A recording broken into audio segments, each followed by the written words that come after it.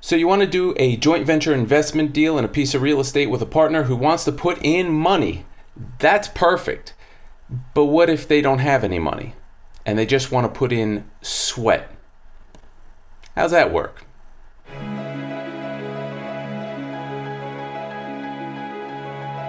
Welcome back to Confident Real Estate. I'm your host, JC. Thanks again for joining us. We are back at it with another Q&A session. The question today comes from Peter. Peter is already investing in some multifamily properties. He invested in his first property several years ago. It is up and running. It's cash flowing. Everything's great. He then invested in a second multifamily property with his brother. That's up and running, doing well, cash flowing. They've used the same method both times. I think the first time he purchased himself, the second time his brother said, "Hey, I like what you're doing," and came in with him. Now he wants to go out and buy a third multifamily house to keep that portfolio growing. It's awesome. However, he doesn't have the money for the renovations. They are buying properties that need renovation. They are going in, doing the renovation, raising the rent value, renting them out, and then refinancing them, pulling some cash out to take out some of their equity, if not all of their equity, and then going and doing it again, the repeat.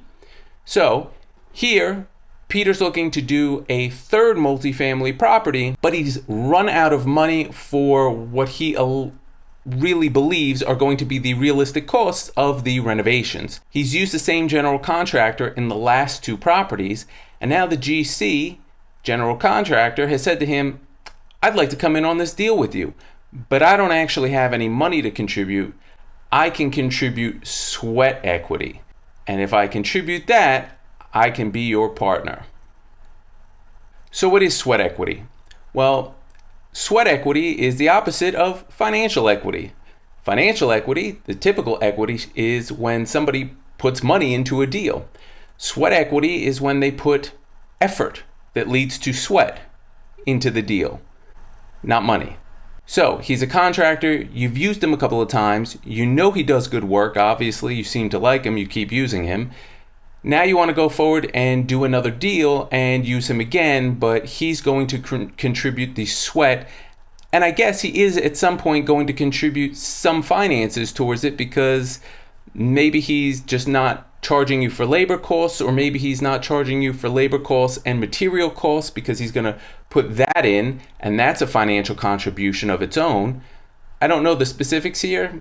Unfortunately, Peter didn't detail those in his email to us. However, that is the scenario that is on the table, and Peter needs to know, how do I structure that deal, and is it even a good idea to do that deal, to structure a joint venture with someone who's not really putting much cash in? So here's my answer. So the thing with sweat equity, where somebody is contributing sweat, not actual money, just sweat, is that it can be tricky to define what that sweat is. Personally, I think anytime you do a joint venture where someone's giving in sweat equity, that's great, but they have to have skin in the game. They got to put money on the table if they want to play. That is my personal belief in it. Otherwise, you run the risk of perhaps this guy gets a large contracting job and he and his men suddenly no longer on the site doing the work. They've gone off and started another job somewhere else, and now you are the side project. Not really what you had in mind when you made this investment. You need to get the property turned around so you can rent it and refinance it. That's clearly been your method, and it's a phenomenal method to use, especially when you're getting started. But you absolutely don't want to be in a position where the work is half done and now you can't complete the project turnaround, get a renter in there, and do the refinance because they disappeared for 3, 4, 5 months to do some other large project that they got. You need to have some skin in the game. So I would absolutely recommend that you go back to your joint venture contractor and say, listen, this could work, but you got to put some money on the table if you want to play. Additionally, I don't know if you're going into this deal with him initially in the acquisition as joint venture partners, or if you're waiting until you refinance the property to become joint venture partners. So if you're going in off the bat, then you're probably getting a residential mortgage and the contractor is going to have to be on the deed. So you're going to enter into a tenancy in common agreement most likely, and you should make sure that you retain the management rights. You do not want to have 50-50 control over this property until he has done the work. So you want to make sure that you retain the management rights. Maybe at some point when you refinance, he has the ability to have a little bit more of a say. That's up to you guys to work out. But you do not want to be in a position where you need his authority or consent and approval to do any of the things you want to do with the property until he's actually done the work and provided the sweat that he's contributing as his equity. So figure that out when you're buying the property. Figure that out if you are holding him out of the deed until you refinance the property, because you can then refinance and simultaneously add him to the deed. It's a mere change of identity on the deed. That's another way to go about it, but that might not work for your joint venture partner here. He may say, whoa, you're telling me I'm not going to be on the deed and then I'm going to do all the work and then subsequently you're going to put me on the deed? I don't think so. Something for you guys to negotiate and work out. But you should absolutely always, whenever you do work with somebody who's a contractor, you absolutely need to have a contractor agreement with them that clearly defines the scope of the work to be done and the deadlines for each level of the work.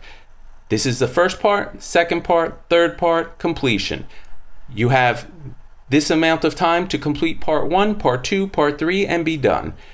If he meets each of those deadlines and maybe exceeds them, maybe he gets a little bit more equity value out of it and gets a little more interest in the property. If it's working well and it's cash flowing and you guys are doing this phenomenally, this is going to be a great process for you to turn around and continue to do with this contractor, and you guys can start knocking out properties, and there's plenty of pieces of the pie to go around.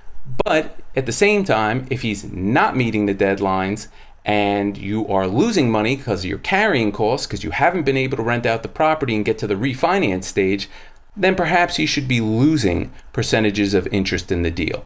So those are two ways to incentivize the contractor as your partner with his sweat equity contribution.